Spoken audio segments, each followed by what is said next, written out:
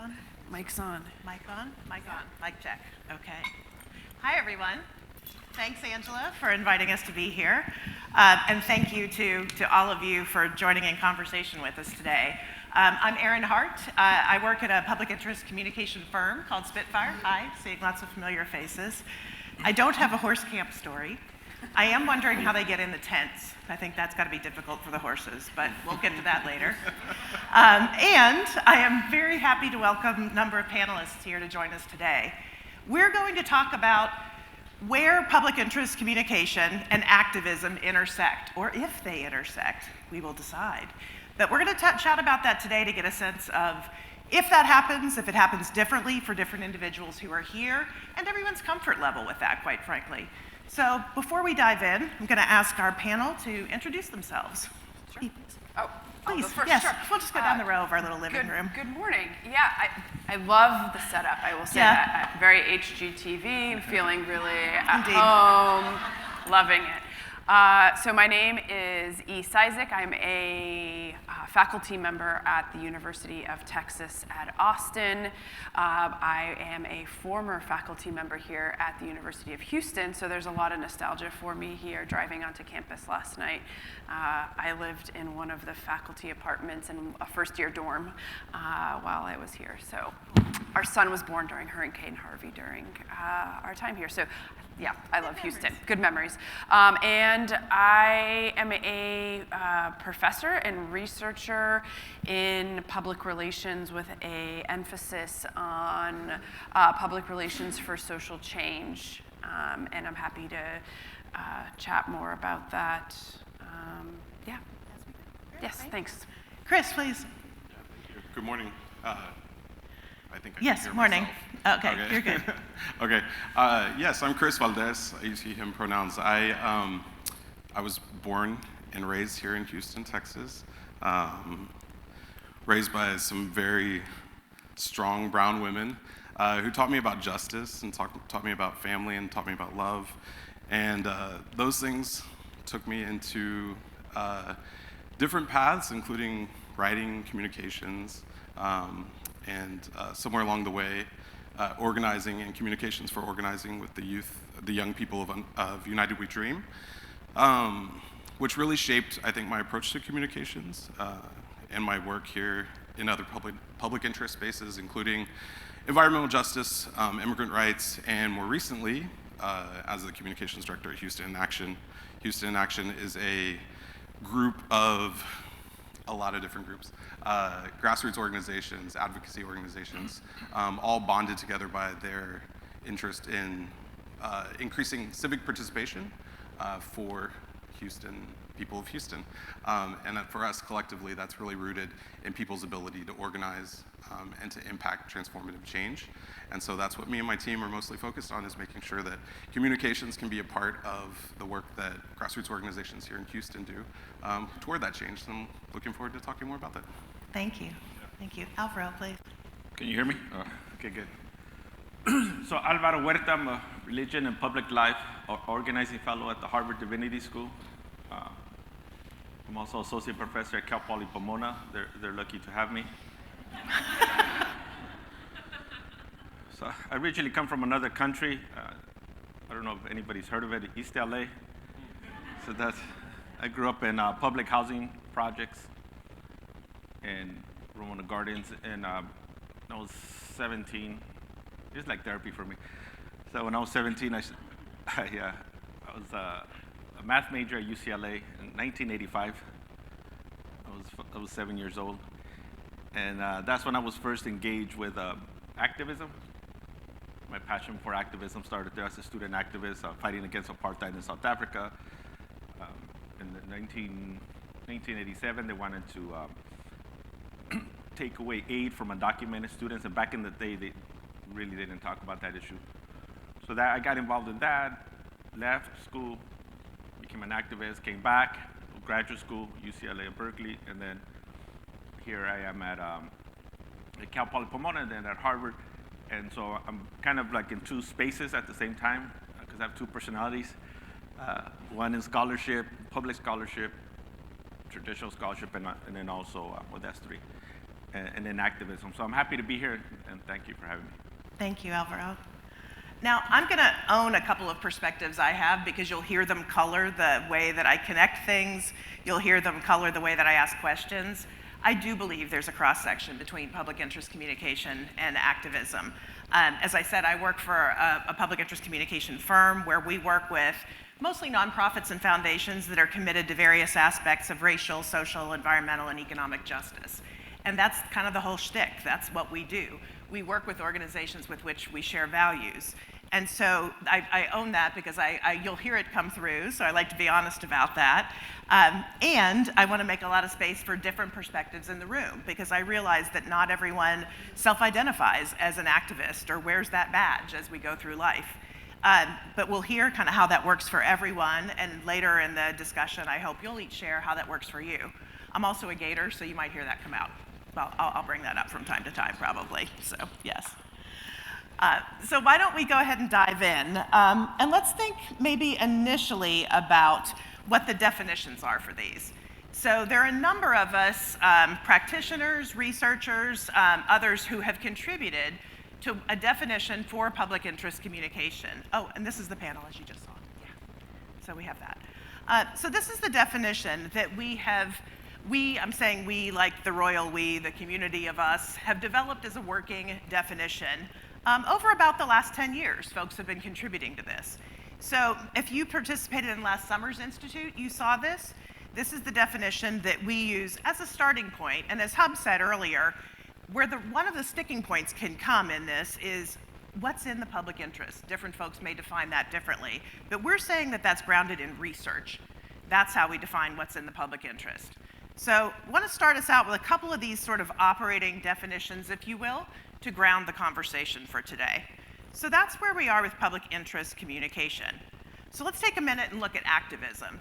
There are lots of definitions that exist for activism, so we've tried to summarize a few here, where we're talking about taking direct action, and that can manifest in a variety of ways. It can manifest in protest, it can manifest in art, it can manifest in craft, it can manifest in a number of ways depending upon what's most effective in a given situation and various individuals' comfort levels with certain types of activism.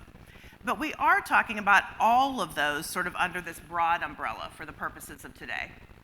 So are we cool to start with those definitions just to kind of ground us a little bit? Recognizing we're going to build and kind of kick the tires? All right.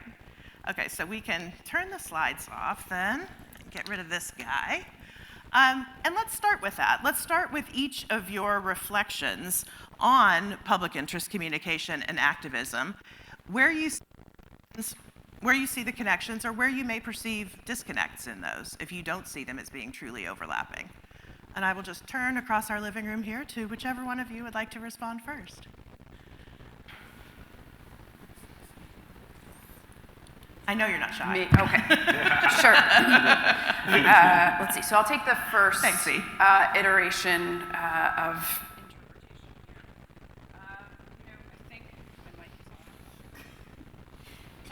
are you able to hear me? There we go. Thank you. So where do we see overlap and intersection here? I think we can look at the historical trajectory of activism. This is not a new cultural phenomenon, but I think the current cultural zeitgeist in this moment is a very interesting space for us, both in terms of action work, in terms of scholarship, in terms of research, and so, in some of my own work, this being June, I've been asked to speak on a couple of panels and conversations around LGBTQ issues, and I see the ways in which individuals, collectives, and also organizations are caught in a web of discourse around activism, and the current corporate advocacy that's culminated in a lot of discussion and pushback. If you've been following the Target corporations, moving of various in-store displays to the back of the store or removing them from the store, or Bud Light and Anheuser-Busch. It's a really interesting moment, I think, for us as scholars, as public interest communicators, to think about what's going on. And if you look at data around public opinion around LGBTQ issues, I think that brings us to the moment of what role science and research play in the midst of a moment of increased visibility and vocalization by a very vocal minority of conservative activists. And so one thing I also want to do is trouble the notion that activism is always for public good, because we have a lot of activism that is happening right now that is really detrimental to the lives of many different populations. And so I think we also need to complicate and give more nuance to what we think about when we think about activism as well. It's not always for public good in the ways that we might think about it here in this room. So I'll sort of drop those crumbs and see where my fellow panelists take the conversation. Well, I think there is a need for both coming together. The problem is that people operate separately too often. So in 2000, for example, 1999, 2000, I was an organizer or an activist at a Communities for a Better Environment. It was like environmental justice and environmental racism. And they wanted to build a power plant there, and I was like the leader of that, of fighting against it. And the fellow organizers were wanting to do these flyers, and they had all these paragraphs and everything in English, very technical. And just intuitively, they were good activists, good organizers, but they were terrible, public communications. Not that I knew what that meant back then, and even now I don't know, so I'm like taking notes. But they just didn't know how to communicate with that population. They thought only educating them about the technical would suffice. And that's why I love the example in the opening about the fotonovela and all this, because you have to connect. We need to bridge.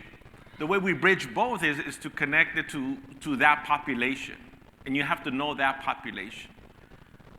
And so the communication has to adapt to that population, and those populations are not homogeneous; they're heterogeneous. So when we're communicating with the youth in Southeast Los Angeles, is different than communicating with their parents, because my parents are Mexican immigrants, and they're illiterate.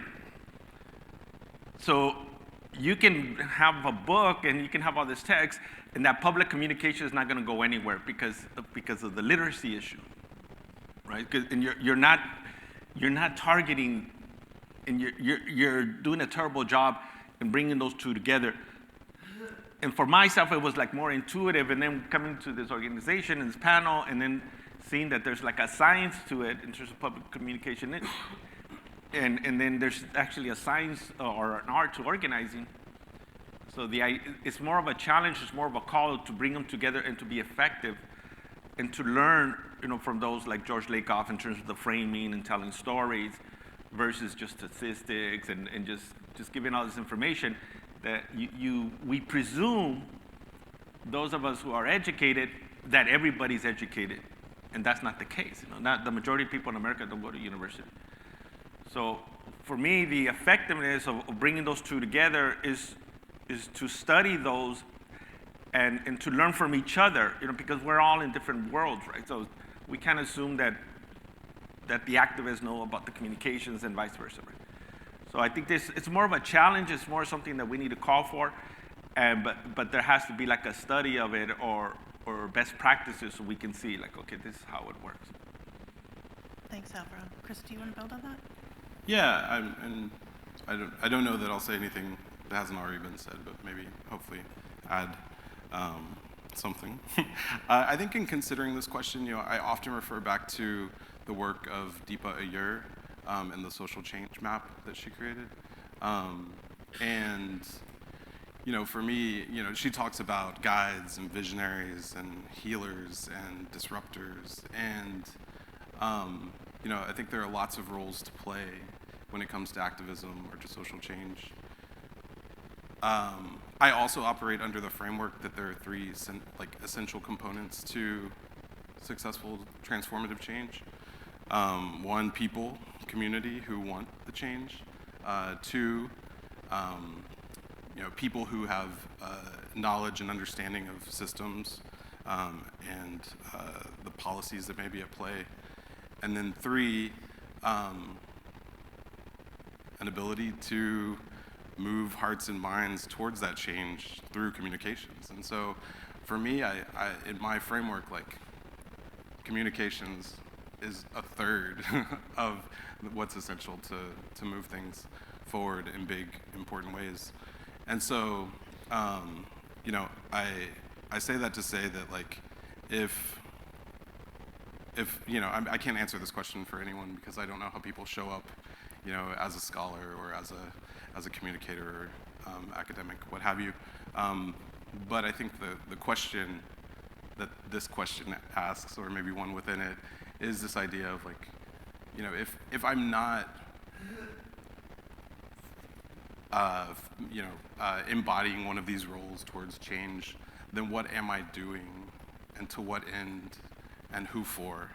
And I think that's something that this question, I think, reminds me of. Yeah, it distills down to a concept of what's the change we need to see, who can make it happen, how do we motivate them to make that happen? It really can be as simple as that. In the doing, it's a lot messier, but it can be as simple as that.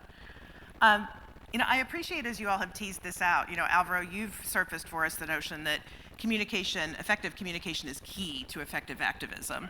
And I appreciate you pulling on this thread of, we talked in our definitions about public interest communication being grounded in research, activism not necessarily being grounded in research, and therefore bringing lots of different points of views to the surface.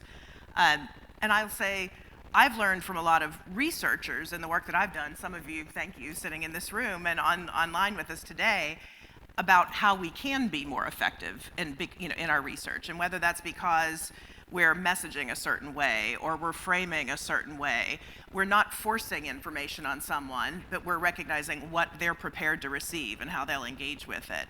And I greatly appreciate being able to improve my craft because of research like that. So I'm interested to hear you all reflect a little bit more on some examples from your work, like where this comes up, what you're researching, or where you're seeing some of these challenges between activism and public interest communication, or some examples of where they're just working together beautifully.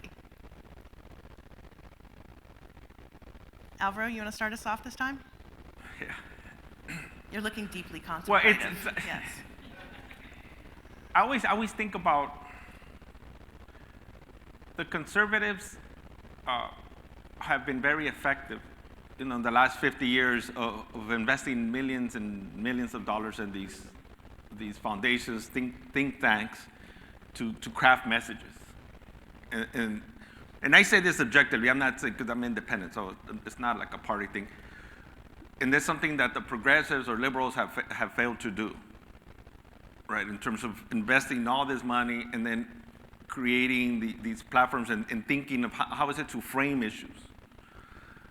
So for me, I'm always observing, I'm always thinking the way they're framing it is wrong, and you're always going to lose.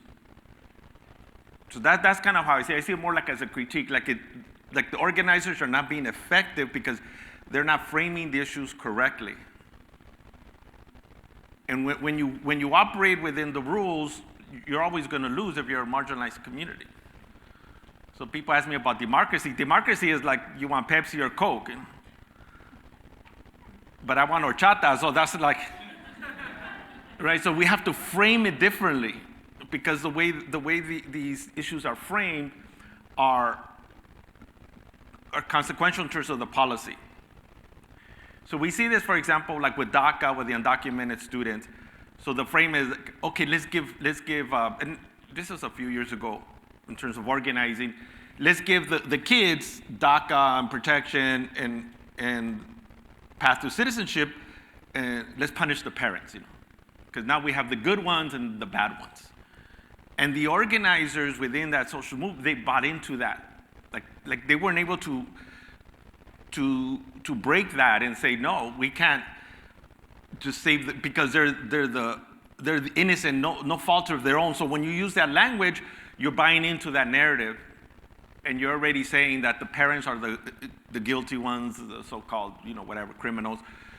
So part of it is where I've seen the success, going to your question, is the youth themselves, right?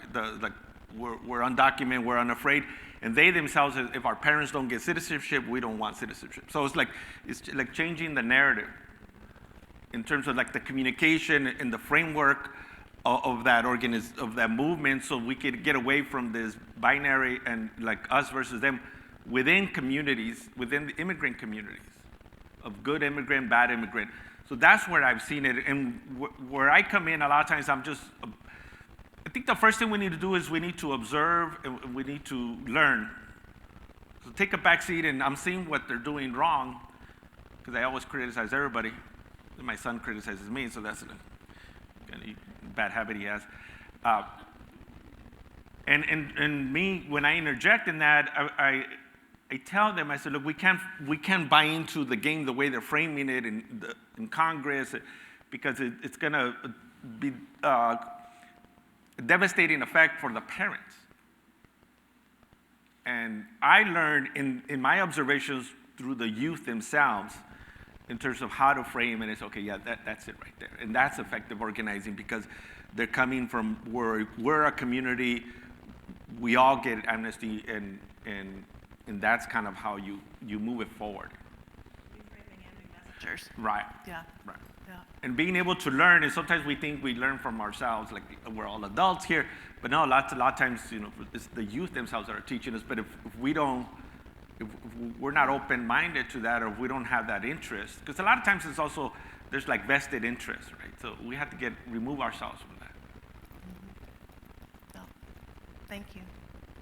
Chris, you have an example? Yes, please. Yeah, I think I can echo what Alvaro is mentioning here, in the sense that I think it's a lot of my feelings towards this question are wrapped up in the definition of research, and I think the way that research looks, and I think for myself, I fundamentally believe that we know what we need, and as a community, we have the answers.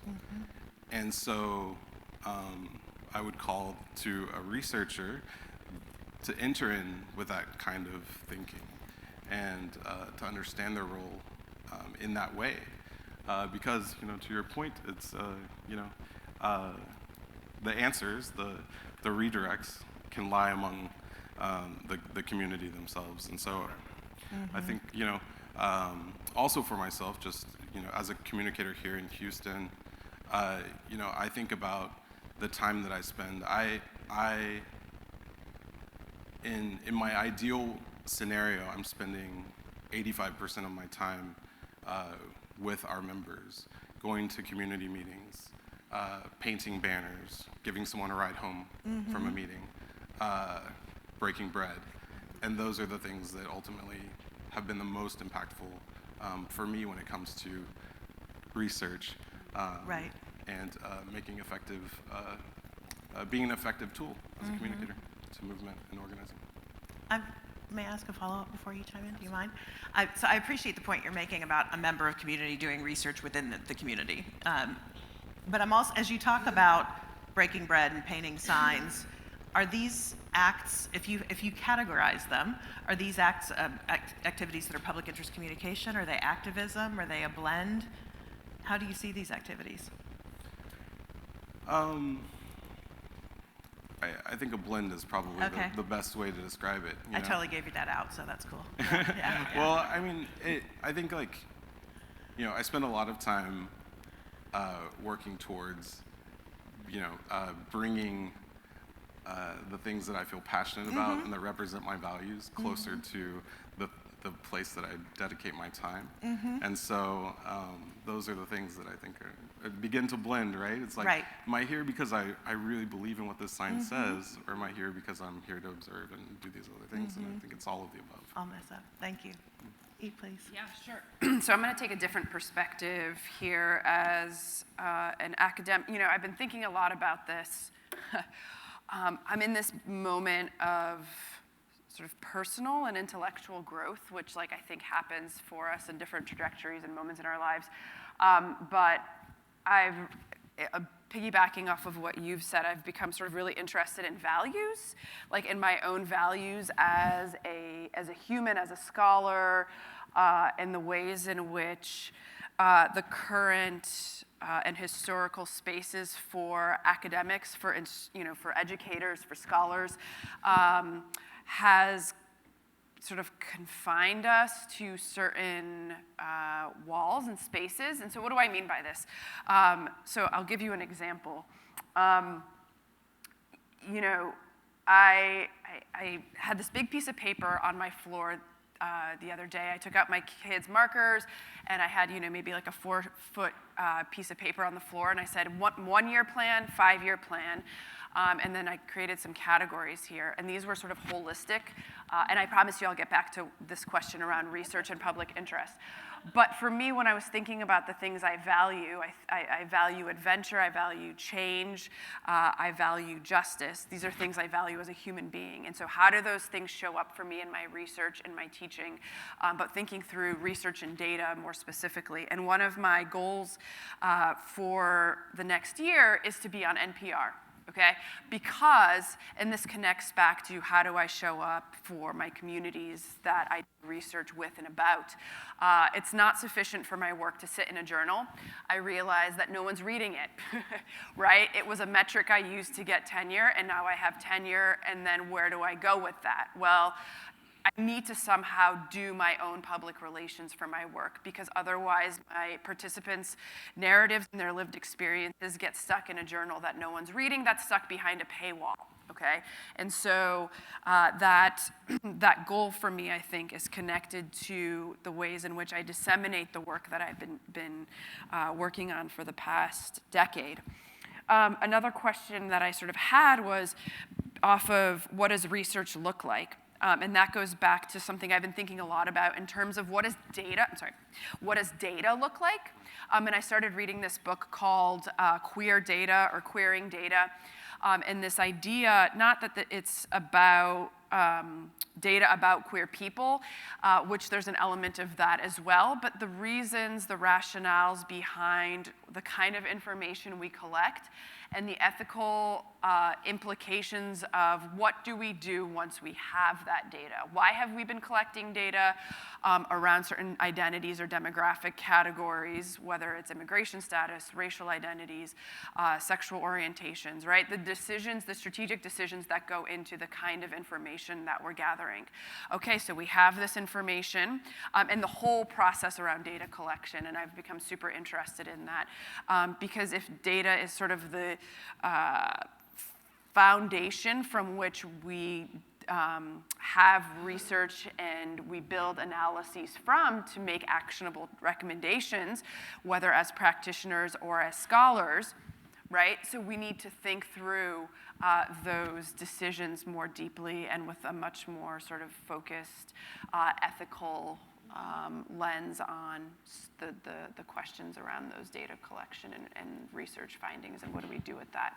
And making sure that those data are grounded in the communities and that the communities we work with have input on those data collection processes, which is really time consuming, right? And I don't want to sugarcoat that for any junior scholars here in the room, that there are reasons why quantitative methods, dominate academic journals, right? Because those data collection tend to be easier in terms of, dissemination and things of that nature. So I'm happy to talk more with any academic or scholar folks who'd want to pick up any of those pieces and discuss further.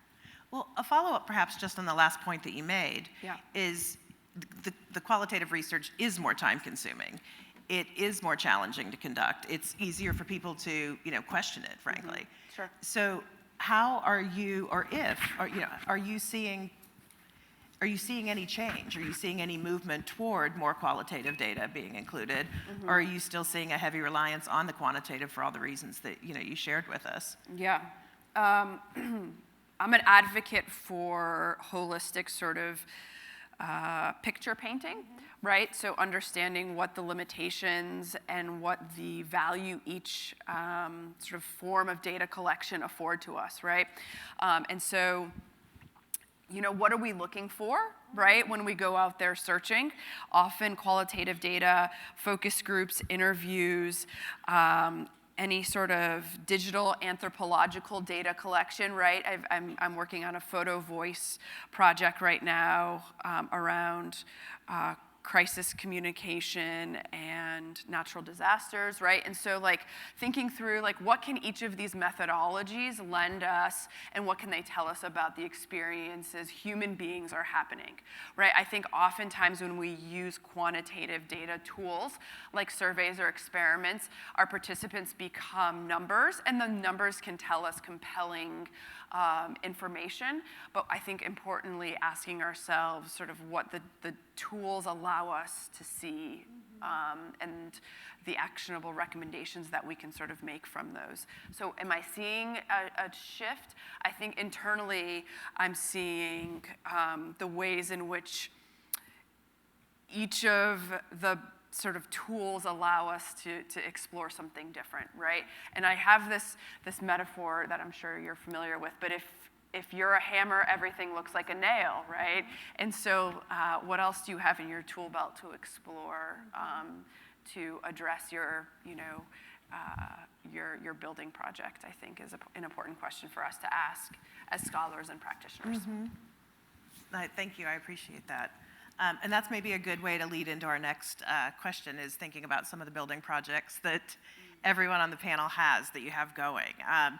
So reflecting on the work that you have going now, or that, across your careers, interested again in thinking about the specific practices that we tie together, that we look at as being public interest communication or advocacy.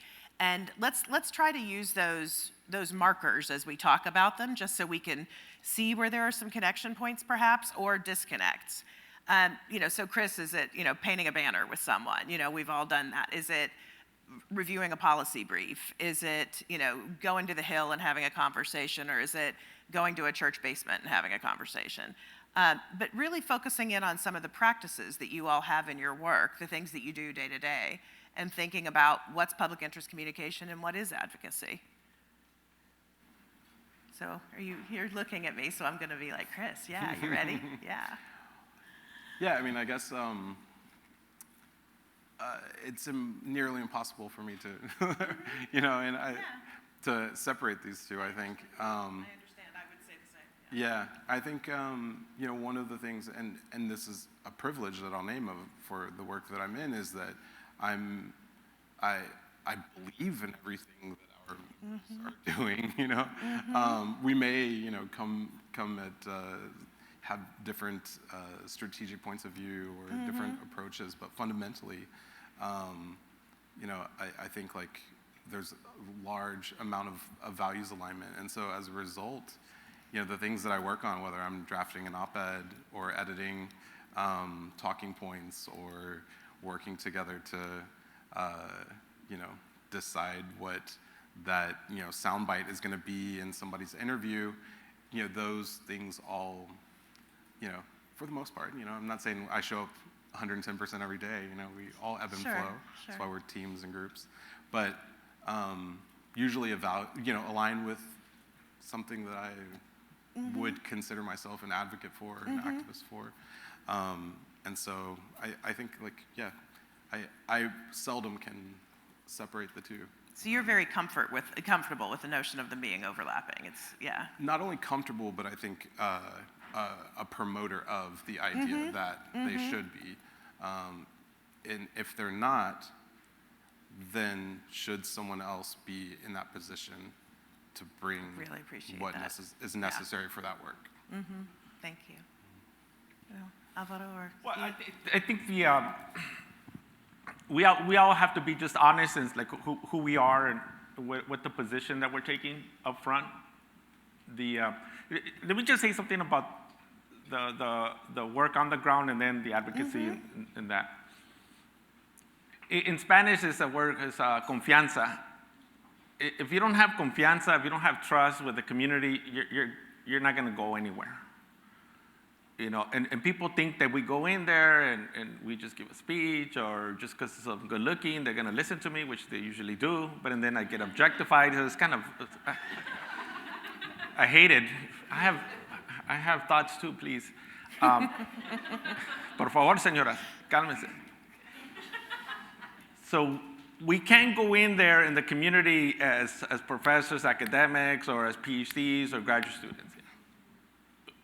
If that community is immigrant community, if that community, we have to go in there and we have to go in there and gain their trust. And how do you gain their trust? Is by going to church with them, is by eating with them, is by doing stuff for them, by helping them, by serving them, and by being transparent. Right? So that's like we come in there and say, look, I'm only going to be here for 6 months. Right? Because if you go in there and they think, you're going to be the compadre, and then, and then you leave, then it's a disservice to that community. And so for me, when I was an organizer, a lot of times the organizing took place at bars and at the quinceañeras, and then over time it's like, oh, we have to do this, and then they're there. Right? It's not the other way around through communication. So the confianza, the trust is very important for any community, and we have to be just transparent of who we are and how we enter that space. Right? That's number one. Now, in terms of communications and advocacy, what I think is important, or I believe is important, is that the communications and the advocacy has to be tailored to that audience. When we try to speak to everybody, we speak to nobody, and that's the biggest mistake that people make. Agreed. Right? You have to tailor it to that audience. Like when you're writing, it's like, who are you writing for? Right? And this is funny because I was a math major, and like I learned what a noun was in 11th grade. So I was like total math, and that was my thing. That was my ticket out of the hood. But now that I'm like studying more about communications and framing and everything, and then I realized is that like a lot of people, they're all over the place and they're being very ineffective. So for example, one time I wrote an article for The Hill. I'm surprised it got published. And then the next day, like I'm on Fox News, like somebody's talking about it, because those are the people that read that, right? Or one of my articles come out in the Sacramento Bee, and then I got a message from a state senator in California, because they read that. So it's like where that article is placed, those are the people that are you're targeting them. You're not targeting my mom, who's a domestic worker, or my dad, who was a day laborer and a farm worker. You're targeting a specific. I'm not targeting the organizer. I want the people, that decision makers, to see that what you're doing with street vending in California, it's wrong. Because when you regulate the informal economy, as a concrete example, and then all of a sudden everybody gets a permit, and then now you create two classes: those that have permits and those that don't have permits. And now you marginalize these groups. So therefore, we shouldn't regulate. That's my argument. That's what I'm appealing to them. That's my message, but I'm being very transparent about it. We should not regulate street vending because capitalism produces street vending. And by regulating them, that you're going to punish those that don't buy into it. And now you have two classes, right? And then you create a black market like we have in New York, where 10,000 permits, and then they're selling them and so on and so forth. So, but it has to be clear. This is I'm speaking to you. I'm not speaking to the street vendors in this case. Is like, no, what you're doing and the way you're framing it and the laws that you're creating are going to punish those that don't buy into the program. And now you're going to hire inspectors, and now you're going to have tickets and so on and so forth. Right? So I think that's what's effective. And honestly, most activists that I've seen are terrible at it. And most scholars are terrible at activism because they don't know what the heck they're talking about. You know, like at UCLA, since they didn't hire me, I like to talk bad about them. You know, all these, they're talking, yeah. And I have 2 degrees from them. They're like, hey, you know, the social movements, all Che Guevara and everything, you know, and their posters, but they don't know anything about organized because they've never been in the, they think going to Taco Bell is like, you know, communicating with the Mexican people. No, you know, it's like you have to be there, you have to be with the people, and that type of work, if you're an academic, is not valued in, like public engaging is not valued in academia. You're not going to get tenure, you know, because that's not scholarship. Right? So we have to change the narrative and create these spaces of coming and bridging these two, what seemingly appear to be separate. They're not, but there has to be that intent. It's a concerted effort. I think you have a willing bridge builder leaning toward you here. That's right. Can you just repeat the question for me so I can make sure I respond? Because I'm making notes, but. So really, we're looking just at the various practices Yeah. and how you would identify them as public interest communication or advocacy or both. Yeah, okay. So I think you brought up this really important point that each of us have certain lanes, which has been really detrimental to the ways in which we've been able to do, historically been able to do certain kinds of work. But the thing, Alvaro, you were talking about in terms of trust is so fundamental. So I've got lots of things I want to attend to. I cannot do research that I do not care about. I think that is my one sort of word of wisdom to any junior faculty or academically aspiring folks in the room. You've got to find something that gives you life energy and that fills you and that is connected to your values and your spaces of interest. Talking to and understanding the ways in which certain things are valued. There are certain metrics, barometers, as well as institutional logistics and hoops and marker points, right? And so if you want to get a job in academia, what does that look like, right? That means you sort of have to understand the rules of the game, adhere to the rules of the game so that you can sort of reach those benchmark spaces so you can change the game, right? If that's a trajectory you want to pursue. Which doesn't mean that you can't do deep community-based work in these spaces. It just means you have to be creative and sort of understand the game, okay? Practices in day-to-day. So I'll say, let's see. Thinking through the things that are valued institutionally, right, and that are markers of importance. So I was going up for tenure 2 years ago. I was preparing sort of, the things. Institutionally, I come from a place that very much values high research output. That means lots of journal articles with your name on it, right? And so I knew that coming from UH, where the model of success was a little bit different from the model at my present institution, I understood there were certain things I needed to do in order to sort of make myself more appealing when I was going up for this review process. One of those things included getting a grant from the NIH, the National Institutes of Health.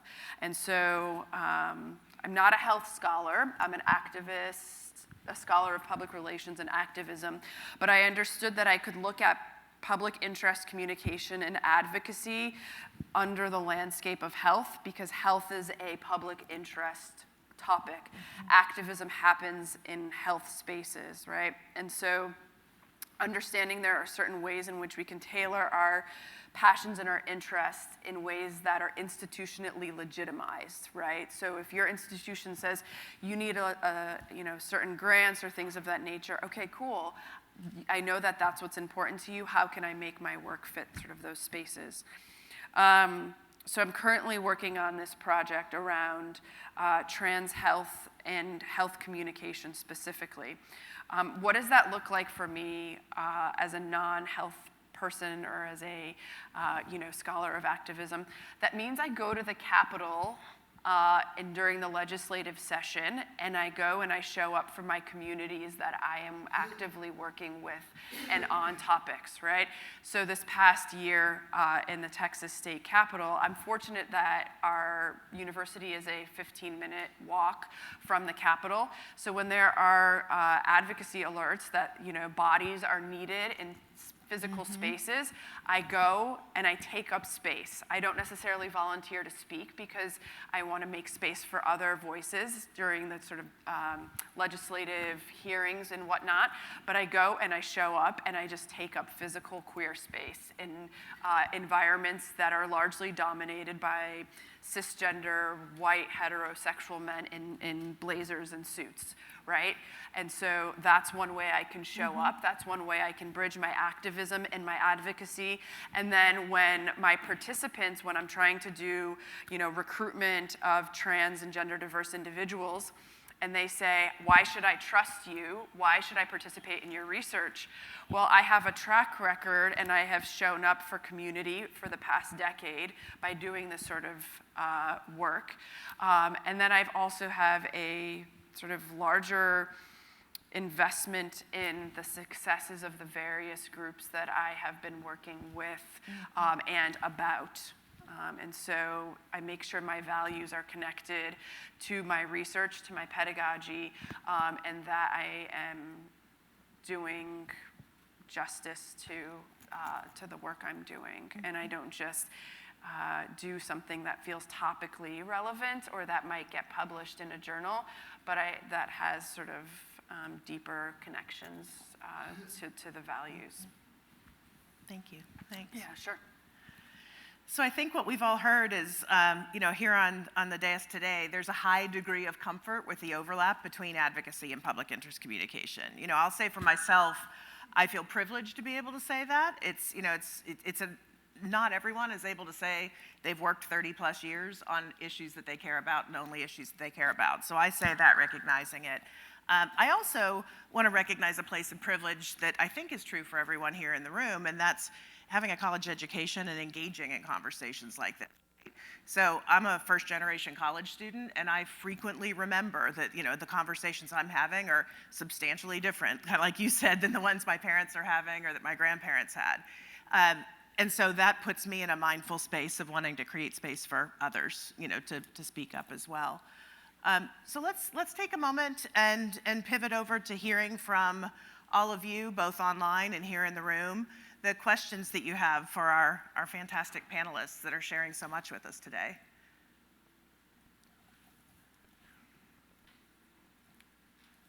Please. And I believe we're bringing microphones around the room, so if you'll just be patient, we'll get one to you. Hi, I'm Giselle McAuliffe, and I'm a public interest practitioner. And I feel like I'm hearing a lot of crossover in this discussion between the knowledge and experience of practitioners and researchers.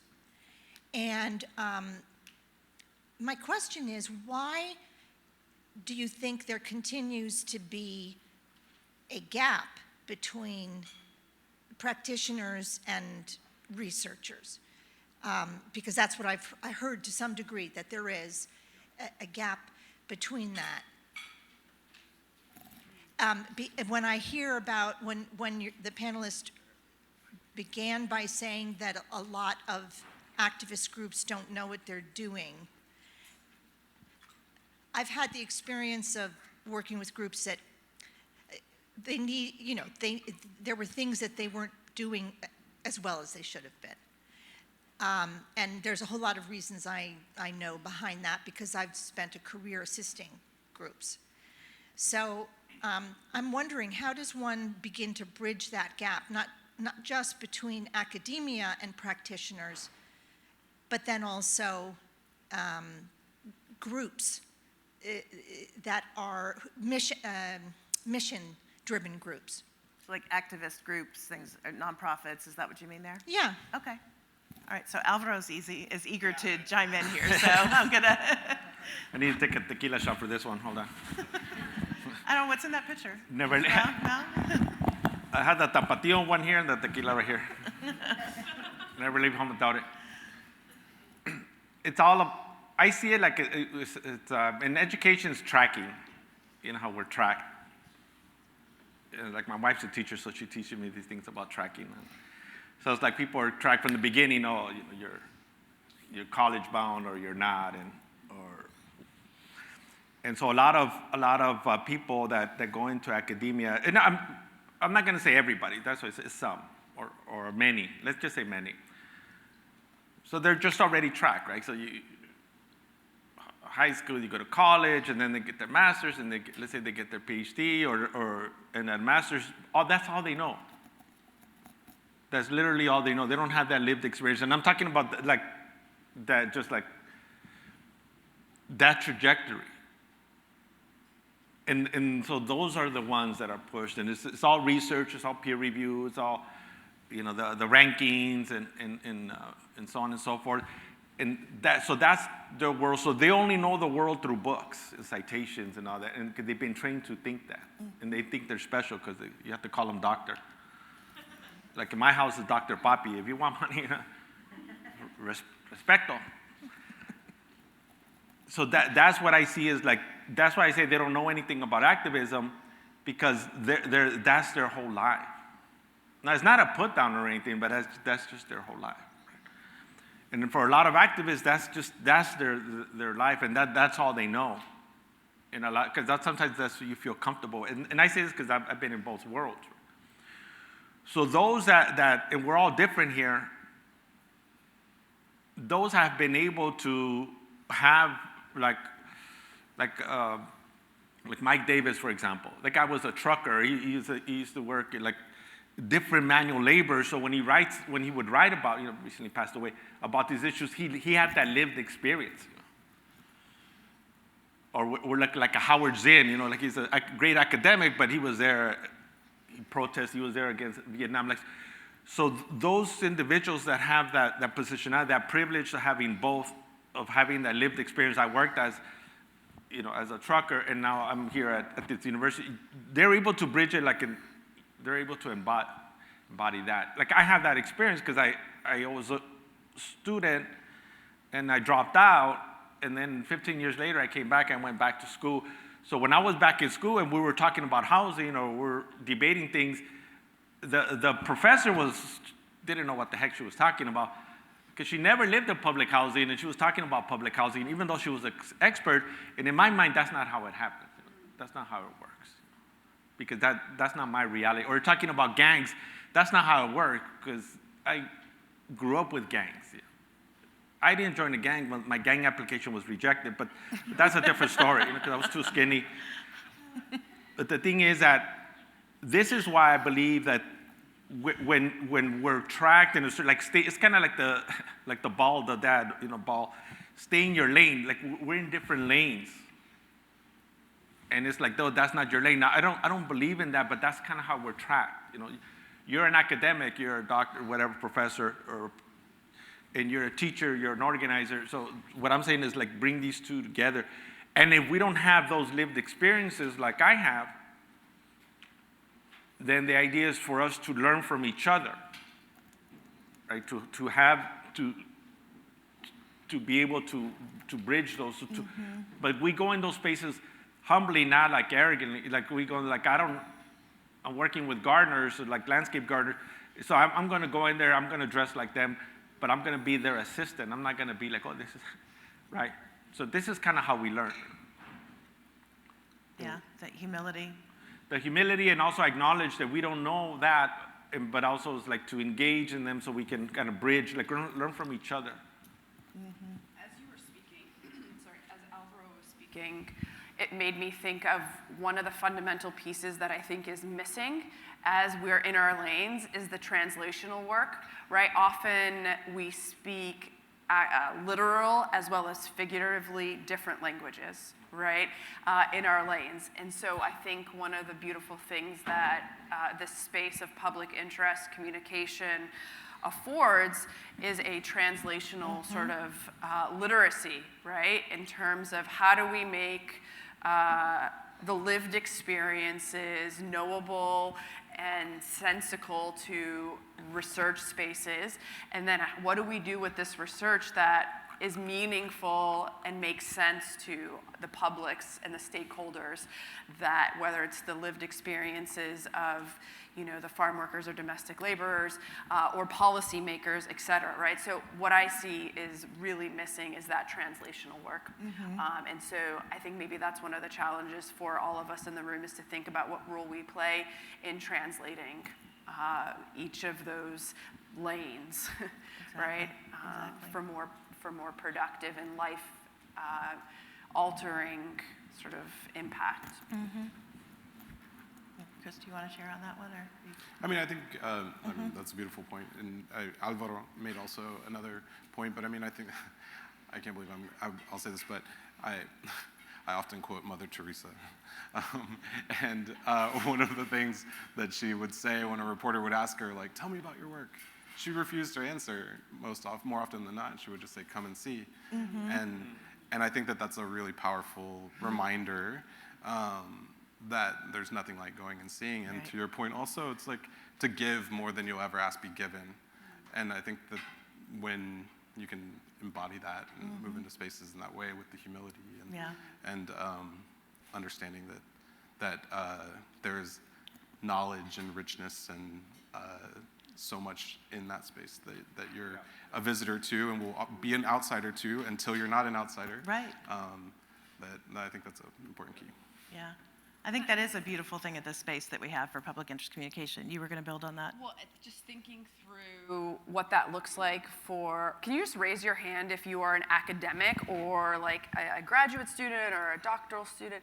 Okay, there's a lot of academics in this space. That's really helpful for us. I think we should have done that at the beginning of the session to understand our audience.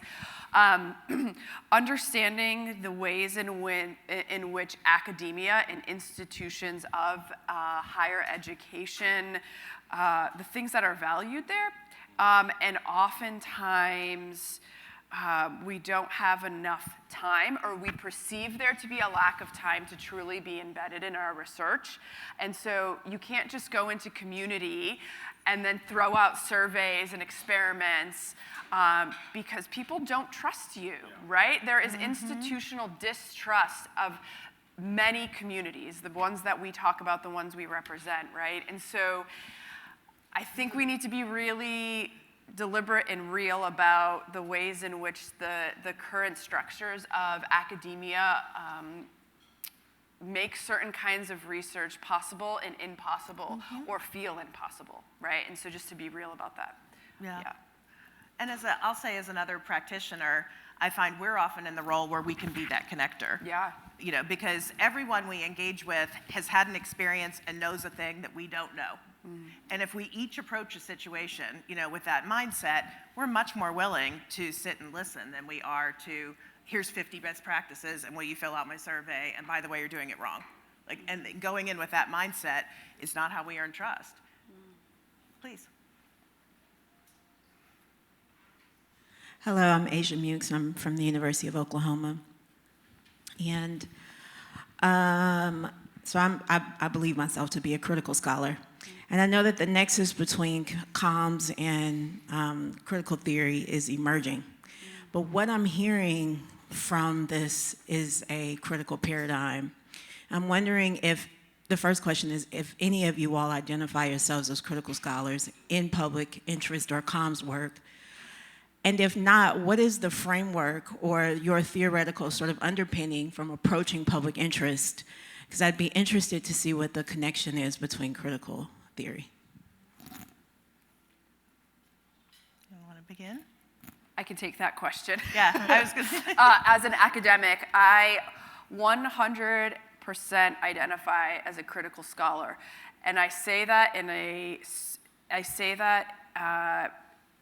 as one of the only people in my department, in my school, that occupies that identity, which comes with a level of marginality that could sort of alienate me in the current political landscape, right? That means if you look at my Google Scholar, it means I use critical race theory, it means I use queer theories, but it also means that I have been supported by my faculty, by my deans, by my administration to get tenure. I have achieved that. That is possible.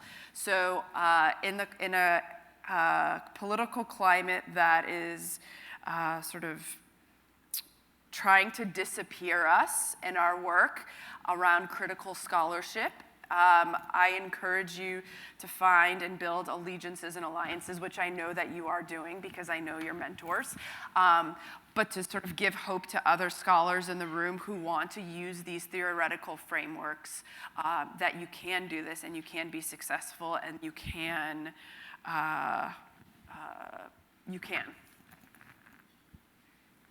Either of you? Just give for more questions. Okay. Yeah, let's go. Oh, well, and I will say as a practitioner, that theory absolutely informs much of our work. So I think you are next, please. Yes. Can we get a microphone to the middle of the room, please? Oh, I'm sorry, you already have one over there. All right, we'll go here and then we'll come back. Okay. Well, my name is Carlos Genatius. I'm from Miami-Dade College. And listening, this is something mainly for Alvaro, but not only for him. I think, Alvaro, you have to reapply to the gang, and you need to be admitted, because we need you as a spy from the gang to let us know what's going on. But listening to your passive, explosive intervention, I have the impression, and that this is a question, that you are mainly a double spy. You're coming here from the gangs to let them know what's going on here. There you go. Is that right? That's right. Yeah, I'm the leader. All right, so we have one confession. We're ready for our next question. We're really all settling into this living room environment now. Stuff's coming out, so yeah. Thank y'all all for everything you've said so far. My question is, I guess, trying to really get at that understanding between public interest communications and activism or advocacy. So to what extent do you all believe that communications itself is actually a form of activism, or is it really more just of a tool that activists use? Can you say it again? That last part. To what extent do you think that communications itself is a form of activism, or is it more just a tool that activists use? Thanks. That's an excellent question. I believe that I really don't have like role models or idols, you know. If I do, it'll probably be myself. But one of my role models, and apart from Angela Davis, is Paulo Freire. And one of the things that he said is that education can be used to either oppress or to liberate. And that's what I believe. Like, I'm not an expert in communications in terms of the public interest communications, but I believe that this idea or this practice or this field can be used for both good and bad. So I'm an urban planner by training, and with urban planning has historically been used to marginalize Black people and brown people with urban renewal. But it can also be used to build communities. So it's how it's used in that sense. So too often in the university setting, it's all about theory and there's no practice to it. You know? So it's how practitioners or how those scholars within that field, it has to be intentional. So this is my research and this is what I want to do. And use this discipline and the richness of it, and it's based on scholarship, it's based on scientific research, you know, for that end. And in reality, just to be clear, it shouldn't even be public interest. It should be interest, you know, because there's no one public interest. We use that same language in urban planning. It's the public interest. There's no such thing, because even within like Latino communities, there's different interests within it, like in terms of political and even religion and everything, culture or status and things of that nature. So it's based on, it's more what people do with it, and based on their values that you were saying, and based on what they believe in and what they aim to get out of it. But if it's just based on the university, then there's nothing good that's going to come out of it in terms of the public interest. It's more you getting tenure and promotion, and you extracting knowledge from people for your own benefit. That's the only reason I got tenure, because I exploited my people. But now I can give back. Yeah, It's true. it's the gang member. Can I share, I just want to share an anecdote that sort of speaks to Dr. Harlow's point. So you asked about communication.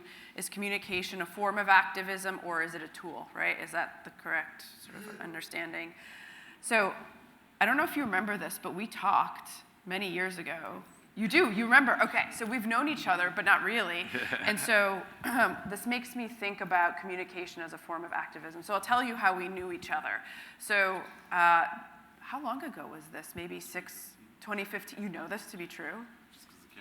Okay. So in 2015, there was a campaign in Houston, and it was called the Houston Equal Rights Ordinance? Yeah, Hero, okay. And so how are you involved? And we know each other because I got really interested in this project, and you were involved on the grassroots of things, and then I interviewed you in your office at the time. But how are you directly involved? I can't remember. Just being a Houstonian who Cared about equal rights. Yeah. And yeah, I got involved. There were friends who were active in like the formal campaign, the organized campaign. And then we kind of created a supplementary campaign to that, which was an effort to pass an equal rights ordinance at the city for people to have recourse for discrimination at the city level. And it failed, in case you weren't sort of tracking. And the reason it failed back in 2015, but it's so echoing, so true in this current political moment, was because the refrain that the conservative religious right used was no men in women's bathrooms in 2015. Right, like that's the same rhetoric that's being used now in 2023.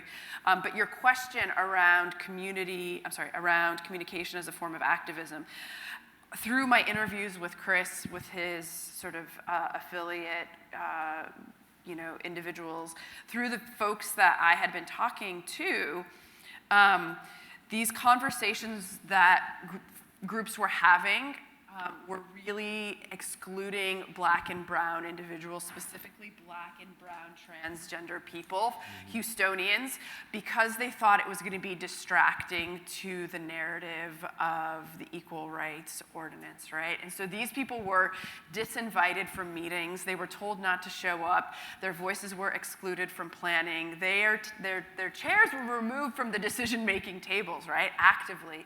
And so even internally, sort of within activist spaces and communities, I think it's really important to dismantle the idea that there's homogeneity in agreement that happens. And so I think about, the ways in which that communication was a form of activism and really strategically sort of removing people and voices and identities from spaces. And so I see it as a form of activism, or, going back to sort of what I said at the beginning, activism is not always positive. And so we need to really trouble that paradigm as well. Yeah. I don't know. Absolutely. So we go way back. Yeah. I'll note that the people removing people from the table were all from outside of Houston who would come in. That's often the way, to isn't support this campaign.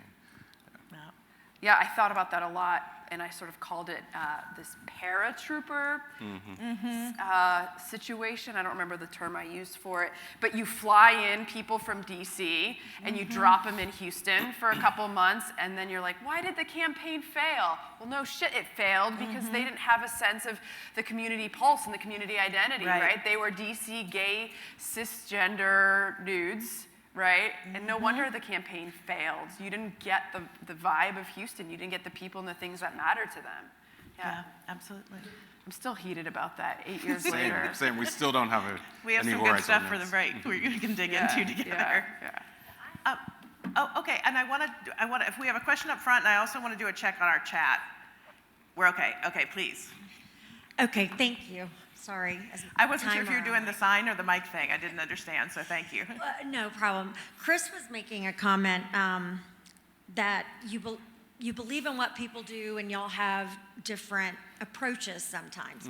So looking at academics and research and then activists, if you're crafting messages that aren't for the choir, that are for the movable middle, I would envision and have seen in the volunteer work I do right now. My name's Ginger Mundy. I'm a grad student at UF in public interest communications. And that there is pushback from the choir. And so, you know, in some of the work I've been doing, it's transparency and obviously build that trust, but then you can damage that trust by saying, no, this is the way we have to approach it if we want to bring these people in. So I'd love to hear your thoughts on that.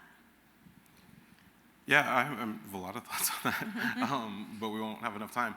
But you know, it goes back to my original point, which is like, I think that there's a role for everyone. I mean, literally, there's a role for everyone in activism or in social change work. And I think in the scenario that you present, you know, it's one of those scenarios where maybe the choir is not the right messenger for that middle for that, you know, that movable middle. It's why it's important to have strong coalitions with people who fall in a spectrum of understanding. When we look at, you know, power mapping, or when we look at like where opinions lay, I think there's a important role for people who are on the far ends of the discussion. There are roles for people in the middle. If we're going to move people along the spectrum, we're not going to move them from here to here, right? We're going to move them one section over at a time. And so I think that means there's important people, messengers, and messages all along the way. Yeah, that's my short answer. So I think it's appropriate that our last question came from our timekeeper up front. So I saw what you did there. I appreciate that. Thank you all very much. I have written down a bunch of things I want to follow up and ask all of you, as I'm sure many of you have. And also thank you, Angela, and for having us here today. And thank you to Matt and Craig and Jess that made everything work for us to be here and sharing conversation with you. So more throughout our days together.